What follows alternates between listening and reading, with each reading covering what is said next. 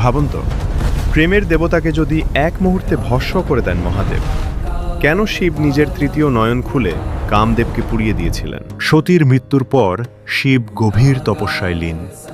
এদিকে অসুর তারকাসুরের অত্যাচারে দেবতারা অসহায়। ভবিষ্যৎবাণী ছিল শিবের পুত্রই তাকে বধ করবে, কিন্তু শিব তো ধ্যানে মগ্ন। তখন দেবতারা প্রেমের দেবতা কামদেবকে পাঠালেন শিবের ধ্যান ভাঙতে। কামদেব পুষ্পবাণ ছুঁড়লেন। ঠিক তখনই শিবের ধ্যান ভঙ্গ হয়। ক্রুদ্ধ শিব তৃতীয় নয়ন খুললেন।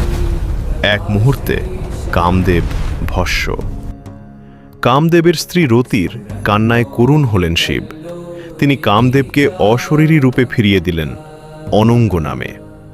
পরে পার্বতীর তপস্যায় সন্তুষ্ট হয়ে শিব তাকে বিবাহ করেন আর জন্ম নেন কার্তিকেয়, যিনি তারকাসুরকে বধ করেন। এই কাহিনী আমাদের শেখায়, কামনা ধ্বংস নয়, নিয়ন্ত্রণই আসল শক্তি।